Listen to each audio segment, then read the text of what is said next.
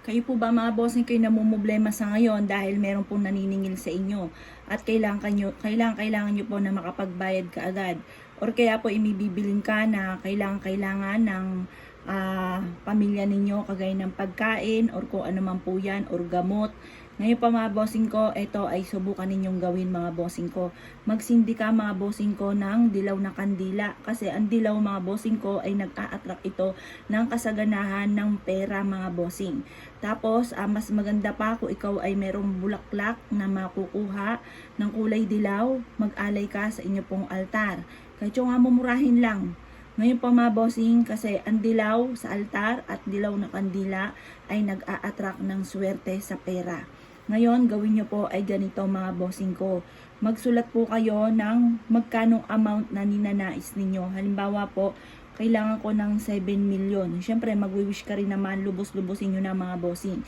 Dahil kailangan nyo ng bumili ng gamot or kaya po kailangan nyo po ng bumili ng pagkain, kailangan nyo po ng labis-labis na blessing para hindi ka na lang lagi na mumblema tungkol sa usapin ng pera.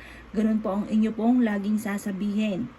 Magkaroon ako ng 7 million, magkaroon ako ng malaking halagang pera para makamit ko lahat ng aking mga pinapangarap, lalo-lalo na sa aking mga anak, sa aking pamilya.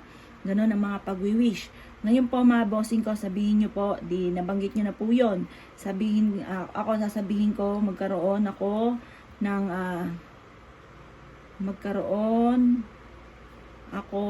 agad. Magwi-wish ka rin naman, lubusin nyo na. Magkaroon ako agad ng 7 million. Tapos sabihin nyo po dito, magkaroon ka ng masaganang pamumuhay at kailanman hindi ka na mamumblema tungkol sa usapin ng pera. Ganun pa mga bossing. At pagtapos nyo pong isulat na lahat ang gusto po ninyo mga bossing ko, lalagay nyo po yung pangalan po ninyo at ipilido sa pinakababa at pipirmahan nyo po ito. Ngayon, kapag ka napirmahan nyo na mga bossing ko, mas mainam, uubusin nyo tong ating kandila. At yan po mga bossing ko ay magbibigay ng liwanag tungo sa ating tagumpay.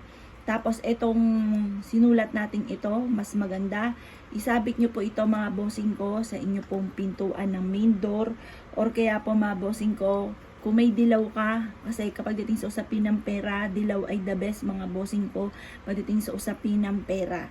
Kung may dilaw na sinulid or tali, itali nyo po ito mga bossing ko sa inyo pong main door. Para ito po ay panawagan para kaagad kang magkaroon ng pera at hindi ka lagi namumblema tungkol sa usapin ng pera.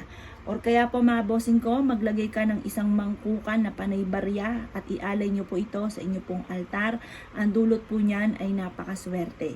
Ilagay nyo po yung mangkukang barya sa inyo pong altar mga bossing ko. Swerte ang dulot po niyan. Or kaya pag-aalay sa mga spirit, maglagay ka ng kahit anong klase ng alak o red wine dyan sa inyo pong altar. Alay po yan para lagi magkaroon ng masaganang pamumuhay, para hindi ka lagi namumblema tungkol sa usapin ng pera. Subok na po ito, napakaswerte nito mga bossing, kaya ako ikinaniniwala at naisyo po itong gawin. Good luck po sa inyo pong lahat.